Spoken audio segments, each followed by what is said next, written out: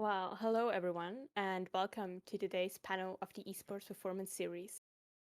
My name is Nina Zweifel, and I'm a performance manager intern at Adamas Esports. We are so excited to be hosting the Esports Performance Series with such a great topics and amazing guests. And just as a reminder for all listeners, this is only the second out of 4 panels. So after this, you can go back to our videos here on Twitch and watch last week's panel on health and injury prevention. But there will also be 2 more panels coming up, so make sure to follow this channel so you don't miss them. Before we begin, a few words on Adamas before we get into the action. Adamas is a global leader in measuring and training esports performance, and we work with some of the leading teams all over the world. We fuel peak performance of world-class gaming organizations. We empower coaches to lead their teams to optimal performance, and we develop skills and habits that increase an athlete's performance and longevity. In today's panel, we will be talking about performance psychology and the work of psychologists in esports. I'm so looking forward to our discussions today with our 3 distinguished guests, Ismael, Doug, and Matt. Now, if I can ask all of you to please take like 30 to 60 seconds to introduce yourself, just to let everyone know who you are and what your background is, and then we can get started.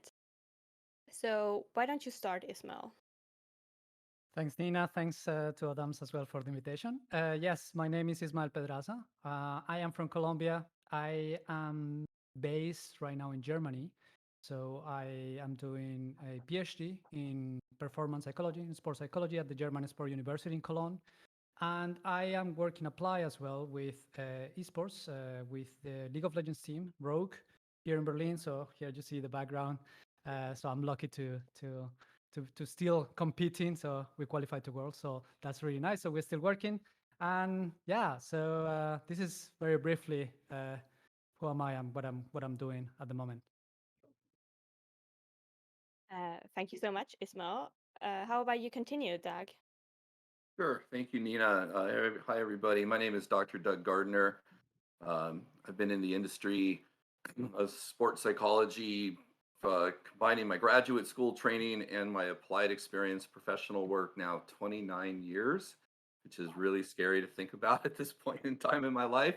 I've worked as my own business for the last 23 years, working in mostly traditional sports. Had my first job with the Boston Red Sox, worked in Major League Baseball for a decade, and then moved over to the NFL, where I spent 3 years working for the union, representing all of the players in the league, visiting all 32 teams, and working with 1,900 players in a variety of different capacities.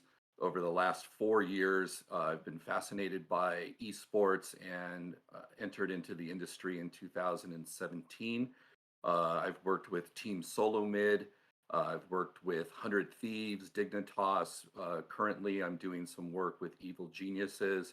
In between all of those different consulting jobs, I spent almost a year and a half working as the director of player performance for Immortals, where I built North America's first player development department and program, really targeting player health and wellness, player development, coaching development. Everything about making people better performers is what we were really doing at that time. So I'm excited to be here and look forward to the discussion. Perfect. Thank you so much, Matt. Yeah, thank you so much for having me. I am the director of performance here at Adamas Esports, and just want to say how excited I am to be on this panel with these two amazing gentlemen. My background, as well as Doug, comes from traditional sports, where I spent most of my career as a strength and conditioning coach, working with a lot of our national and Olympic teams here in Canada. In the last couple of years, I decided to switch paths a little bit, head more towards the mental performance side. So I'm just completing up my master's in mental health counseling. So a little bit of a different entry point than a lot of the performance psychologists out here. And over the last 3 or 4 years, I too decided to sort of dip my toes into the esports world. Over the last year, working with Admis, I've had the opportunity to work with a lot of our amazing organizations, partners, Vancouver Titans, working with the Golden Guardians, as well as a number of other amazing organizations. And yeah, really excited to take part in today's panel. Perfect. Thank you all again so much for being here today. Now, I think it's very clear just from what you just shared by yourself that there's so much experience and knowledge with us that there were literally hundreds of topics and questions that we would have loved to discuss today. However, I think I want to start kind of nice and easy, and I think performance psychology might be kind of a big word for any non-practitioners that are listening today. And so I want to kind of start by shedding some light on how you implement psychology into your daily work with esports athletes. What is your entry point to psychology? And is there like the one thing, whether that is a concept or a tool or a practice that you always introduce first, or that you use like every day in the work with esports athletes? Doug, why don't you go first? Thank you. It's a great question. In addition to my work in sports psychology and being an athlete back in the day, I started coaching at a very young age, 18 years old. I started coaching baseball, and still to this day, I coach high school and youth sports. So I look at the work that I do not only from the perspective of psychology or the athlete, but also from a perspective of a coach. And so for me, one of the most foundational pieces of my work is the saying I have that for every physical action in sport, there is an equally related mental component to that. The question is, are we working on those mental components while we work, or we're working on the physical side of sport? And oftentimes that is something that is really overlooked. We like to talk about the psychology of performance all of the time and a variety of things that are associated with that, but very little do we really talk about the psychology of preparation, because we can't expect people to perform in a certain way or achieve a certain mind state in performance unless they are actively practicing that outside of practice, but really inside of practice, and integrating mental preparation and understanding what is mental about your sport and making sure you practice those in concert with the physical aspects and physical demands of your sport or performance environment.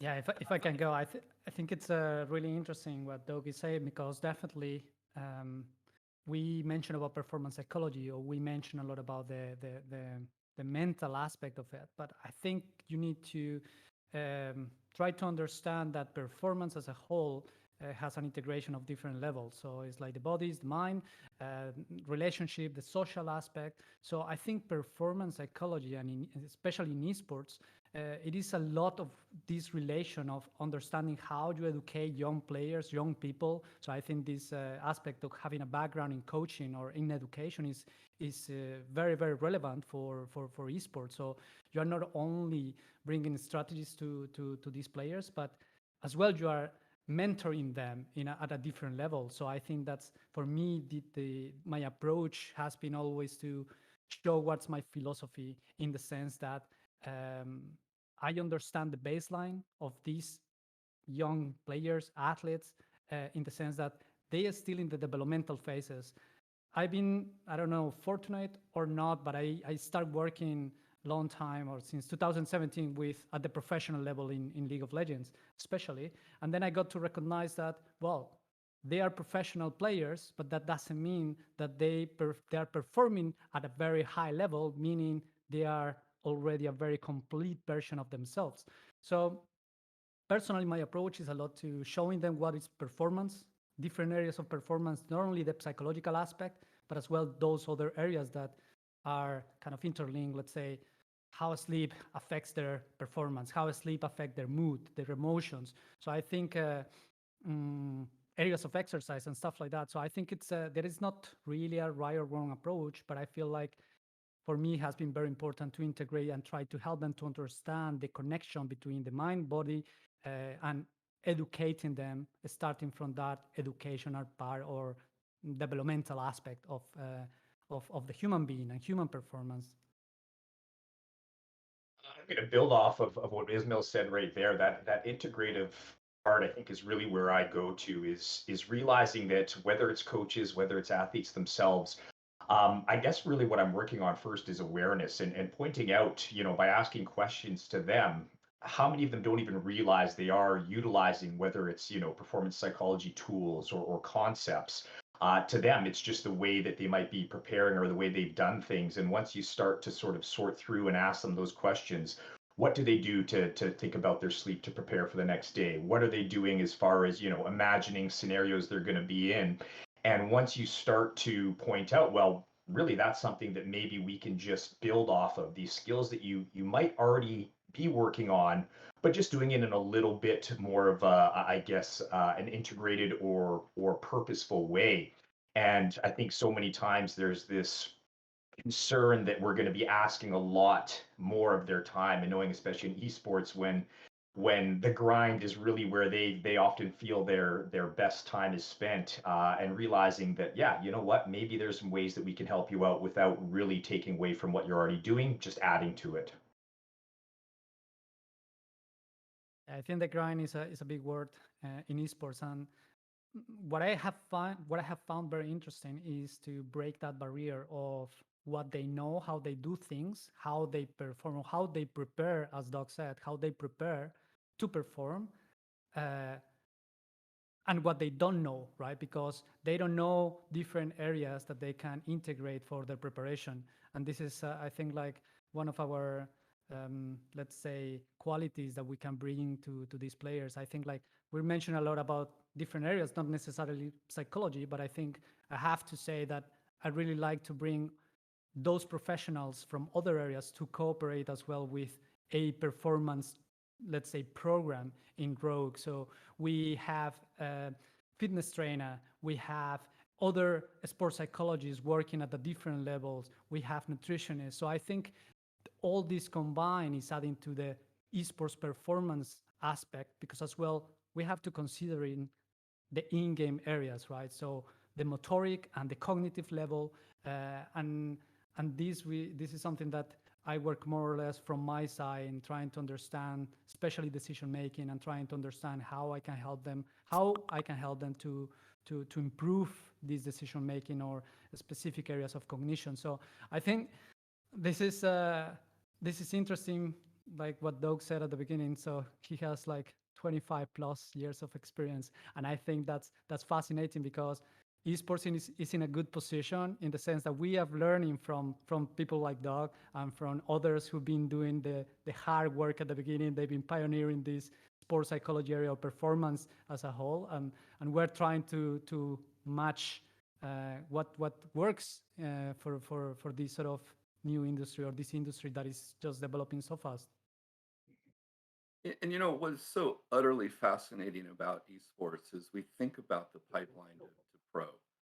That while there are now systems being built in the collegiate space and in the high school space here in North America and younger, most of these professional players have come basically from their houses, from their rooms, from a basement, not to sound stereotypical, and they're thrusted into this professional environment that, if we look at it, is really just flipped upside down from their daily routines. Most players are practicing at night.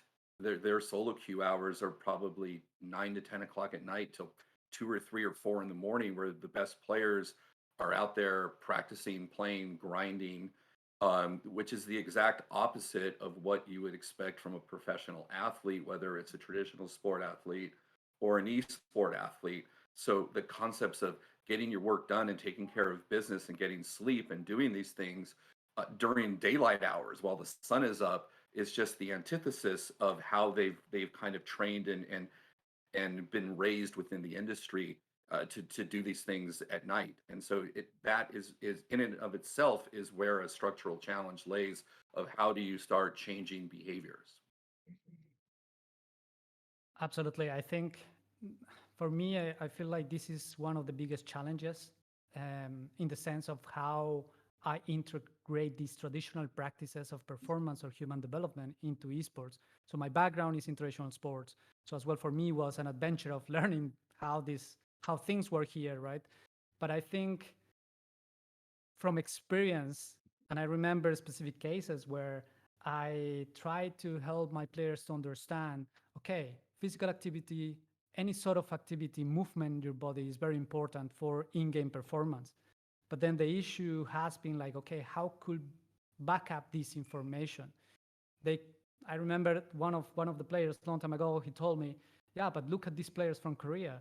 They are not, they don't look healthy and they still being the best players in the world. So why I should engage in exercise, or why I should engage in healthy habits if those role models that we have role models are not engaging in these practices. So I think for our field and for practitioners, I feel like it is a lot of creativity, how to send the message and how to change those barriers or those paradigms of, hey, so we're going slow, step by step, and then you will start seeing the changes. So as well, hopefully researchers back us up and we start kind of able to demonstrate more kind of at a, I don't know, like a touching level that, okay, if you do this, you will improve at this margin, or we can give more examples relate that they could feel related and not too far away from traditional sports or from other businesses or other industries.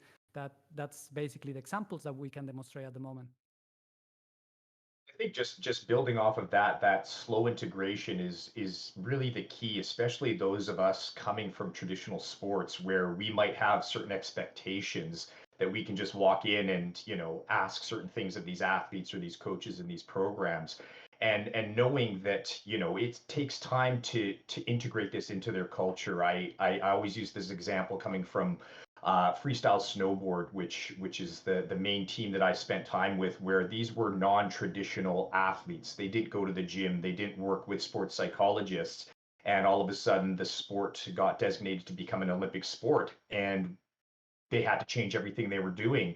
And one of the mental performance consultants I was working with, she told me the biggest issue we've got right now is we can't come in and say we're going to change their culture. We need to find ways for them to invite us into their culture. And to me, that really just was so helpful walking into the world of esports, of knowing that if we're going to force it in, it's not going to happen. So even though it might be slower than we'd like, we're going to eventually, you know, really make that change as needed, but we just need to be patient. That's interesting because it goes against to what esports or the industry as how it's been built doesn't allow us to have, which is time. Because Yeah. as well, you have to realize that organizations are looking into the short term. I feel like there is big change nowadays in some organizations that they're looking a little bit longer, developing, and give us time to develop, to help them to develop. But if you see how the industry has been built, it's been based on results because it's performance, right? So that as well, I feel like we don't fight against these paradigms or these challenges in trying to help the players to develop as humans and bring in some health and well-being, but it's as well the organizational aspects and how organizations are helping us to create time and to make time and bring our strategies that definitely take time and patience.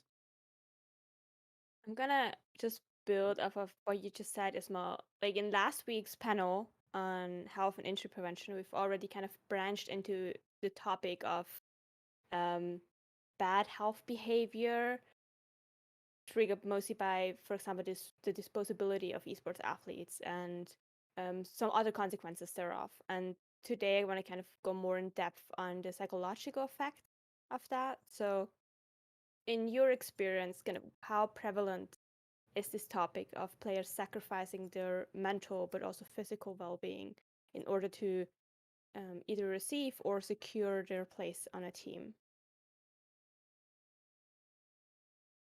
I mean, I'll jump in right there. Oh, sorry, Ismail. I'll jump in just there. I think it's one of those things that to me it is extremely prevalent. And as Ismail is saying, I think we're starting to see some of these organizations making those adjustments. I think that disposability and the example that we often see is, yeah, there are, as mentioned earlier, athletes from Korea or China who don't look overly healthy but are the best in the world, but how much are we knowing about their post-career lives? What does that look like once they have been disposed of, if we use that word? I think the additional pressure that we often see, or I've started to notice as well with young esports athletes, is because esports is still not necessarily seen as a viable career by many people, including parents. There's this need to really sacrifice to prove yourself, that, if you decided to forego college or even finishing high school, to take this gamble to become an esports professional, you are going to sacrifice every part of your mental and physical well-being to try and make it happen and prove people wrong. And so I think it's an extremely big challenge, and I think that it comes from many different levels: organizational, social media, personal, even from families sometimes. So it really is a big barrier for a lot of these young pros to get through. I think you're right. And I think what happens is too that, these maladaptive coping behaviors is what we call them. They start before they enter the professional level. This is how they make it. And then there's this assumption that they have to continue doing this. And, this concept of work hard versus work smart. And so every time I hear the word grind, it drives, I think, myself and probably all of us on this panel crazy to hear that, because what about quality? What about the quality of your work? What about the quality of your preparation? There's a point of diminishing returns. Like, how much better are you really getting at your game after 2 a.m.?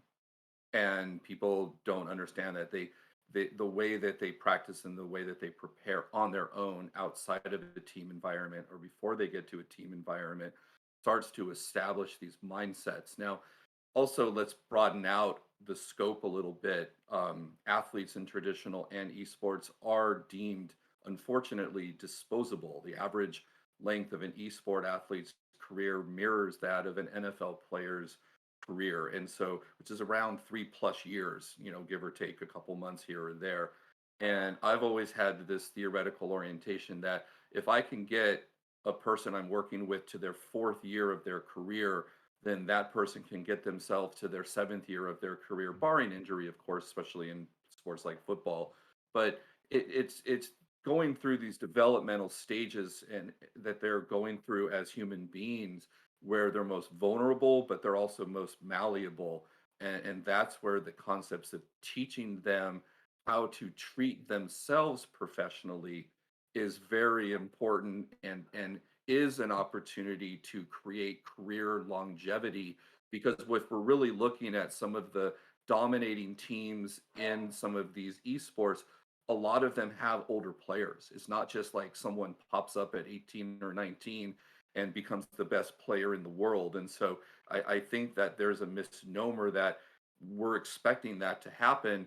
And to me, that's the easiest athlete or performer to identify, is that 18 or 19-year-old fantastic player. But esports is different than in traditional sports, where there's more to learn. There's just so much when it comes to these games and higher order thinking, and the ability to make decisions and gain experience, that it's critical that we create that space and that environment for those players to develop. I think it's we don't need to go that far as well in terms of the prevalence of this issue, because if we notice as well, in times of pandemic, right? So we, as humans as well, we are exposed to these burnout issues or overworking or different areas that is really affecting our health and well-being. I feel like what is very important to notice is I feel like basically how we're not able to learn from sports, right? From traditional sports or from other areas, because they've been long time trying to deal with this issue. Right now, I feel like there is more awareness about mental health in sports, mental health in high performers.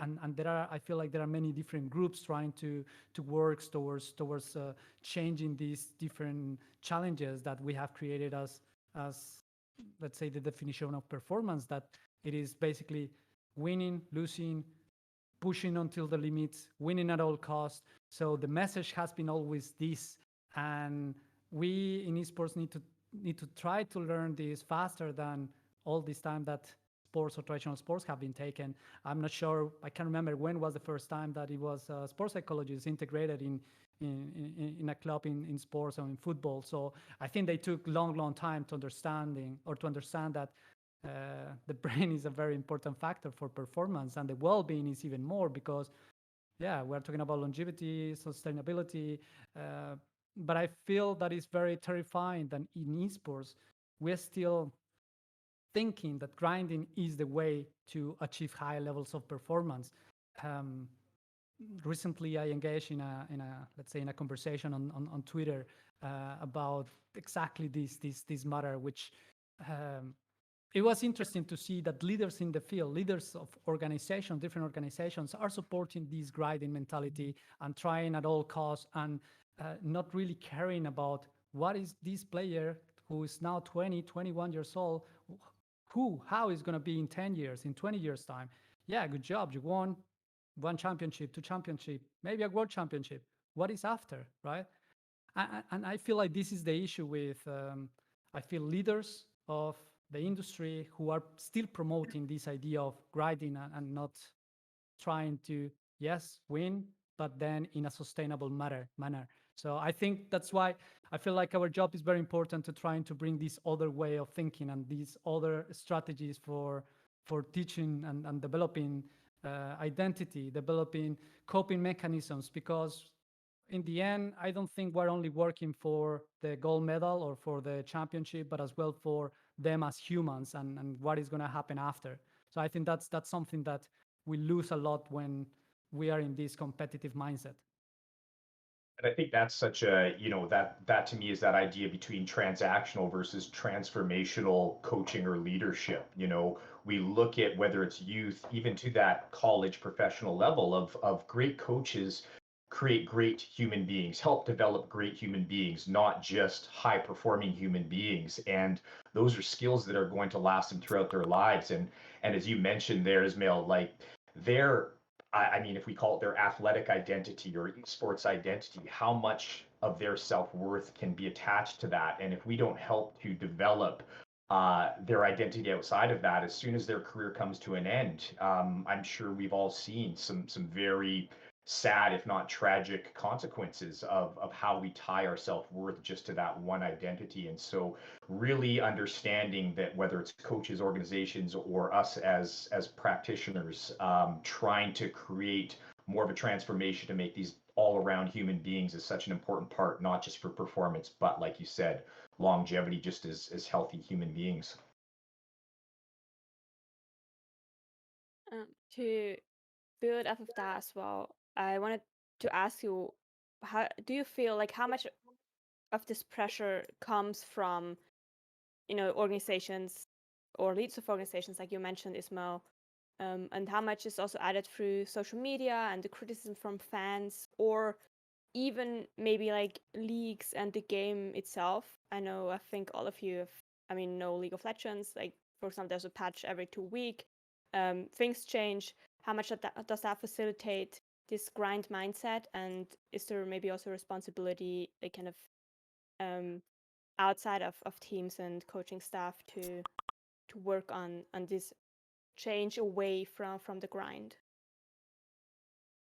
I mean, I think, and this is the brilliance of our brain, or us as humans, we're able to adapt. And this is as well an issue, or maybe a weaknesses of us, that you can push the human body, or you can push people to very specific limits, and you will end up adapting. But then this is again goes to the cost of other aspects and other areas. So I think obviously we're always trying to implement deliberate practice, like Doug mentioned, right? To give strategies to the players to be able to adapt and learn faster and faster in a smarter way, for example. And all these things, I feel it could be coped with the demands of the games that is changing every 2 weeks. Because as well, you can see, well, if a team can develop or can perform at a high level, while learning very fast and adapting to the patch or adapting to the new game faster, well, our brains is capable of doing that, right? But then the thing is that I feel, yes, maybe less patches, maybe the game could help us to change the system, how it's been developed. But I think that's a very, very hard system to change, because I don't feel like that's the aim of the game developers. So based from that perspective, obviously we can't push towards that. But then at the same time, from my side, is more like give the strategies, tools to the players, to the coaches, to build deliberate practice, to being very aware of how to learn. So learn how to learn. And then these coping mechanisms that I think someone said before, they have not developed. They are just learning on the go. And I think that's a very, it's gonna take time to really change a little bit the paradigm. And I don't think that game developers will help much on these areas. That's true. I think, really, if you look at the hierarchy, where are the players in the pecking order? Game developers control so much. And if we were to really look at this structurally, you have game developers who are kind of like the owners in the NFL, and then you have these organizations or who are almost like the players that they would, unionize and try to fight against and help get things done by the developers, whereas the players are kind of this third party, and they don't really have as much say. I think that there is tremendous organizational perspective or pressure, I should say, that is really unfair to expect that since we've made a $25 million investment in a slot for LCS or Overwatch or Call of Duty, that we must produce victories, but then at the same time limit budgets and infrastructure development to really make those investments in personal and player development. It's very frustrating. I had a CEO once. I had a discussion with him where I was like, "We need more staff." He's like, "Well, what do you mean? An NHL team has 3 coaches. You have 3 coaches. Why do you need more?" And I kind of just looked at him and I said, an NHL team has an entire scouting department, has people doing advanced analytics, has a whole strength and conditioning department, athletic trainers, physical therapists. Those 3 coaches have a complete support system around them, while we have 3 coaches trying to do all of that. So I think that it's the duty of organizations to look beyond their initial investment in getting a spot in a league or investing in a team, and understanding that there has to be an investment in player health and wellness and personal and professional development. Because if you invest in that, you have a better chance of being successful, and that being a realistic expectation instead of an unrealistic one. I think coming from that game developer side, who we know are the ones primarily running many of these leagues, you look at, and I'm sure Doug can speak to this far more than I can, but you look at the NBA, the NFL, where they're the ones who finally end up mandating, every team has to have, a medical doctor or a psychologist or whatever it might be on staff. And I think for individual organizations right now, without these expectations being set by leagues, they may not want to take that sacrifice of cutting down on the grind, because they don't want to go behind. Whereas I believe the NFL, there's only a certain number of contact hours of practice they're allowed per week, and that's for the health and safety of the players.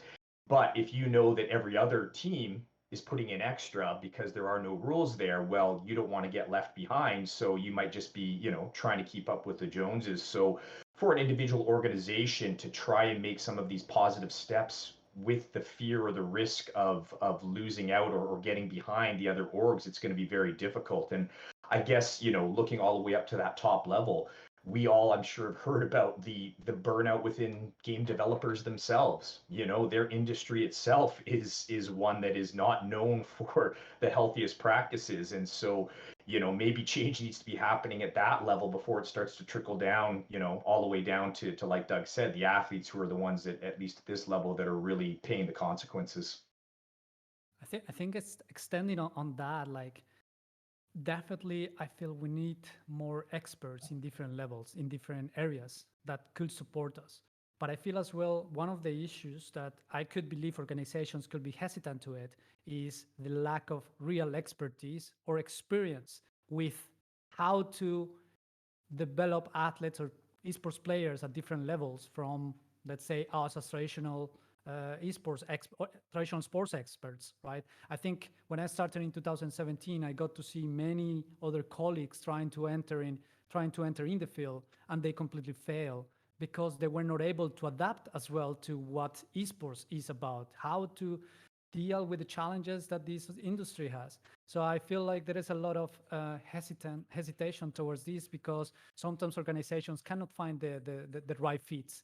So I think it is as well on us to help those others to learn how to integrate to esports, how they could cooperate in this industry with the teams. So I feel like one of the examples that I could bring is I sometimes bring, or let's say, open positions like internship positions for colleagues to come here from traditional sports and, hey, this is esports, learn some about this. I could get as well some benefit from it because this peer feedback is very important. But then as well, I'm giving the opportunity for others to understand this field, and then hopefully we're able to train other people in how to establish performance in esports. So I think this is as well one obstacle that we have at the moment. It's what Edward Cleland mentioned in your last presentation is you have to meet the players where they are and you have to understand this. It's so critical. These young players, they don't come out of structured environments like traditional sport athletes do, where they have coaching. I mean, coaching in League of Legends has been a relatively new phenomenon over the last 4 years. Prior to that, a lot of teams never had coaches, and if you think about young individuals coming up through the pipeline, they've never been coached before. They've never worked within a team environment to where it's the we, not the me. And if you think about how that just contradicts the competitive nature of having to make it to the professional level, it's always about me and what I'm doing and where I am on ladder. And so some of these most basic foundational things that people in traditional sports think about, and both of you are right about this, is that they bring a traditional sport model into esports, and this is why they fail, because this is its own unique environment.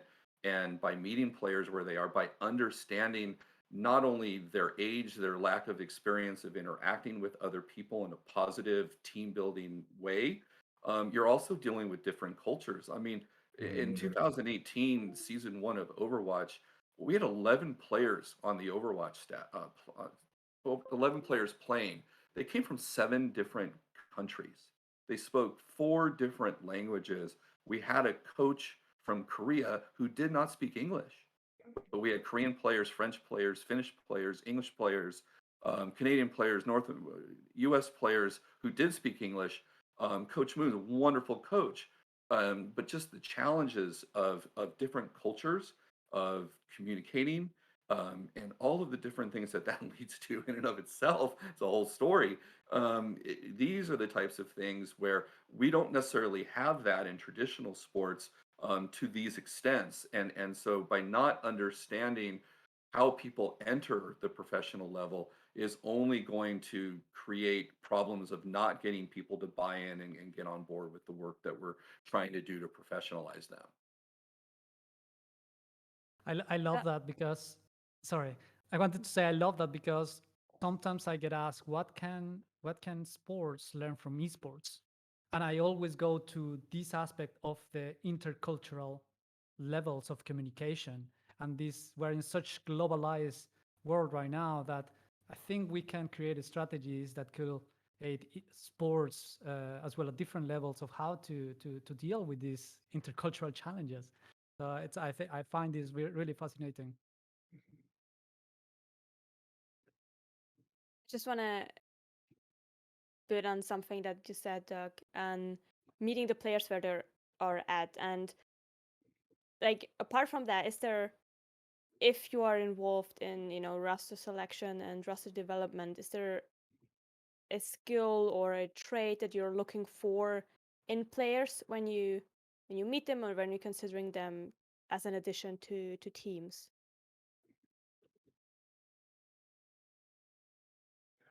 I mean, I'll jump in here and not to say that I have a great deal of opportunity. I'd say this off season for some of the esports we're working with is the first time I've had the opportunity to put some input in, and I think a lot of it for me really comes down to which athletes have that, if we want to use that term, growth mindset. Who are the ones who are willing to potentially invest in themselves in a different way than just more hours at the computer or at the console, the ones that really are looking for ways to better themselves in all aspects of their lives. And I think that I'm a big believer in healthier, happier human beings are going to make for higher performers. And so seeing a lot of these athletes who are asking the questions, and it's not a matter of looking at us like we're here to try and force them to do anything, but are they open to potentially doing what they're doing in a better, smarter way?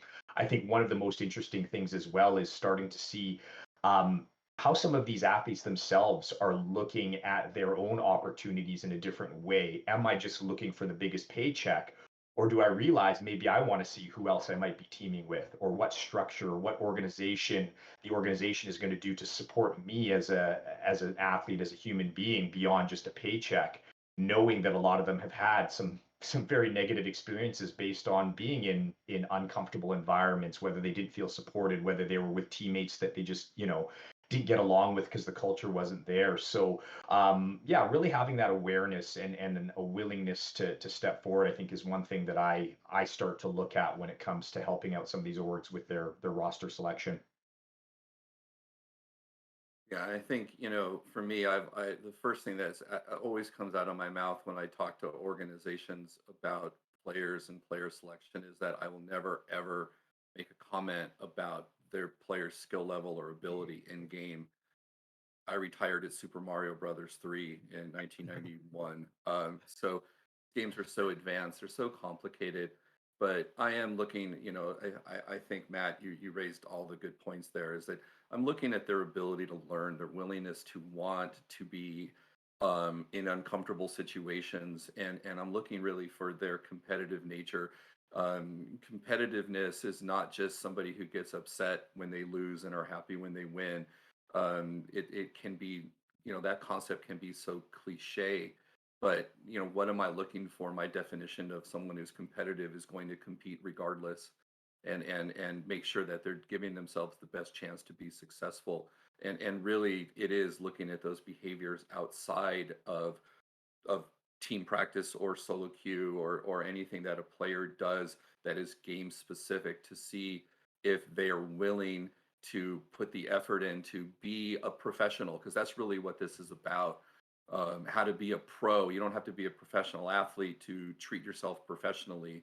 And if we can get people to learn those skill sets earlier, then organizations are going to see those things, and they're going to value them as a premium. And that's what I think is more important, because it's easy to judge, I think, skill set in its own domain and say, oh, this player has upside or this player has tremendous skill sets. But what about it under adversity? What about under stress and pressure? How do they cope?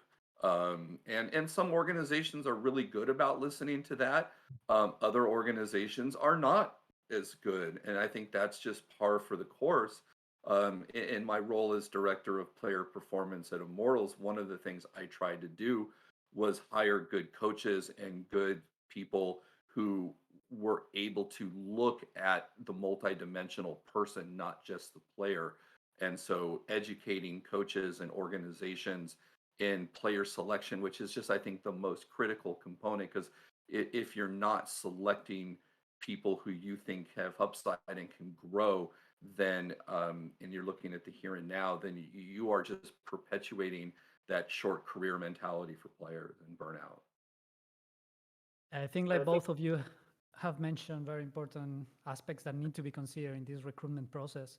From my experience, I've been fortunate to be part or to be heard about recruitment or development of roster. However, I think that we're still very early in terms of having objective measures or objective assessments, or better assessments in terms of, let's try to assess, for example, their in-game performance. So their motoric or cognitive aspects could be related to how, what potential these players could have. And this is something that is done in traditional sports, but definitely I don't think we are there yet. So from my expertise is more at the level of how this player could be integrated in the culture that we have in this team or in this organization. So I think for me, it has been very important to understand those different things that you just mentioned. You both mentioned the mindset, the ability to learn, the ability to cope. But definitely one of the big ones is to understand and hear what they want. What is their purpose? Do they actually have a purpose? Are they actually able to change their way of thinking so far if they've been in the industry for a long time? Are they able to open their eyes and open their ears and get a different way of doing things? And if so, is the culture that we have in this team going to be beneficial for them to be able to match with each other? Because as well, this is a very, very complicated aspect in terms of how the players can match with each other at the social level. You don't know until they are in that environment, until the setbacks are happening. So it's very, very complicated. But I feel like there is a lot of listening and a lot of helping them to understand what culture we have here, and are you willing to take that step to do things differently in a different manner. And I'll add, you're right, Ismael. And I think that's the thing. Organizations don't want to hear that, you know what, if you put these five players together, plus or minus one or two players, it's going to take any team at least a full season to mesh. I've always believed that you're looking at three splits if you're trying to keep five players together, plus or minus one or two, where you have to make some type of a change because you can't just stick with five. But every split there seems to be wholesale changes every year, and if you look at traditional sports, it's really hard to name one team that threw five players together on a basketball court and they instantly won and they instantly had success, and then that success was produced in terms of longevity. It just doesn't happen. Winning takes time, building teams take time, and there are plenty of examples from the Chicago Bulls to the Lakers to the Celtics to the Detroit Pistons. We can go on and on and on. Even some of these super teams in the NBA that get constructed now still don't win right away.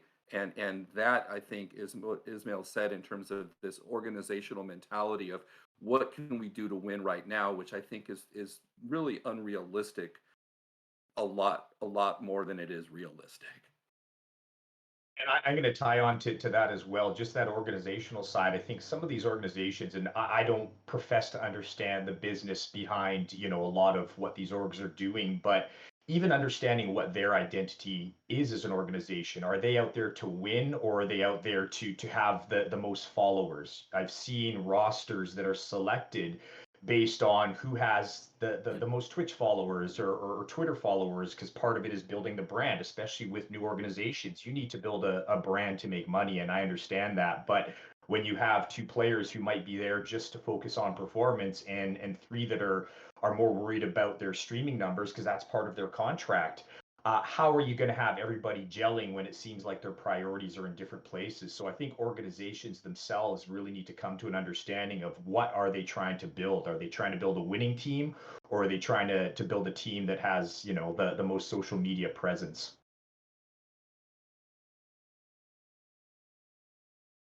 Do you have, like, for aspiring athletes that have not yet made it to the professional scene, do you have advice or some tips and tricks on how they maybe can develop or practice some of the skills that you've discussed here? I mean, that's a good question, right? Like, I feel like it is not about the strategy or the tool that you use, right? Anyone could use a strategy, really. Some of the times it's just following specific steps. So I think for younger professionals or for any professional, I think the ability to listen, the ability to understand your role, it's very important. I think Doug mentioned it before. He's very clear. He is not going to mention anything related to the game because that's not the role that he wants, right? And I think sometimes and I can say it, I started in esports 5 years ago, and I remember that was very clear for me. I am not an expert in the game, and I'm not going to pretend to be one. So, and then I felt that many new colleagues were trying to give input into these areas, and you're making a mistake right there.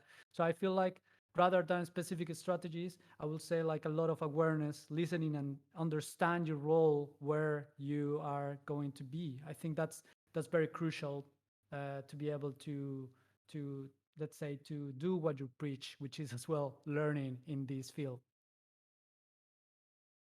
What I'm seeing too, and over the last year or so, I've been really following the developmental environment closer from the middle school, high school, collegiate spaces. And what's interesting is that if you are a full-time student and you are playing video games and you're trying to aspire to be a professional, what ends up happening is that something has to give.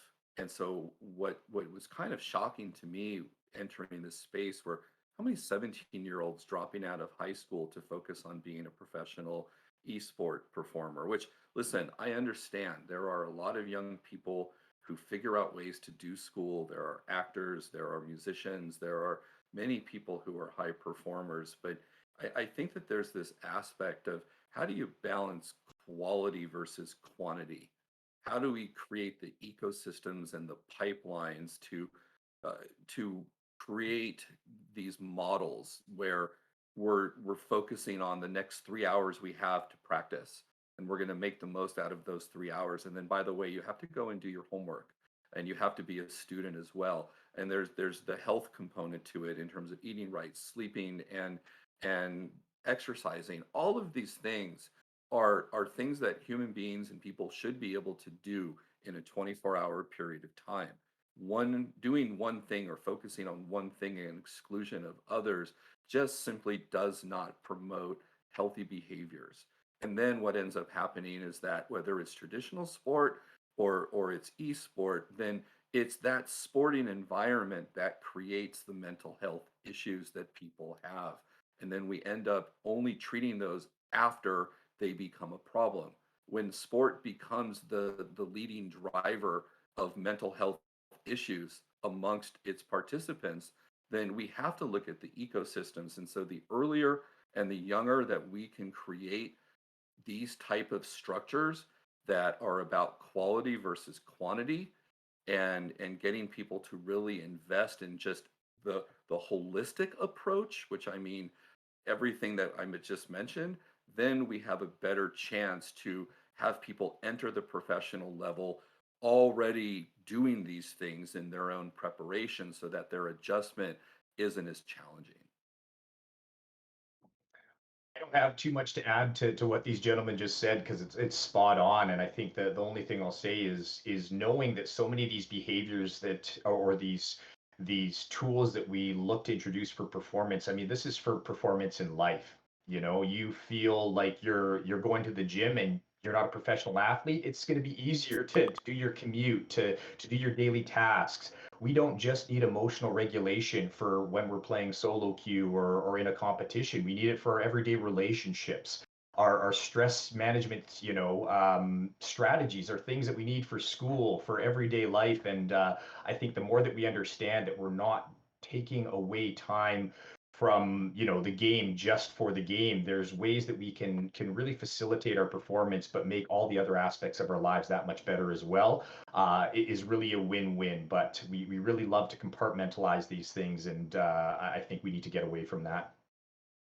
I think one last thing that I could add is being aware of the challenges that you have right now, which in our society is about the instant gratification and the short-term mentality. If a player is able to understand this right now or very early, that this is going to happen, because as well organizations, like you guys said, is that's what they want. If you are able to understand this and develop more a delay gratification mentality and understanding that improving and getting the habits right to be able to perform well take time. So you anticipate these things, and then maybe your struggles while in the building might be a bit easier than not realizing that this is something that is holding you back.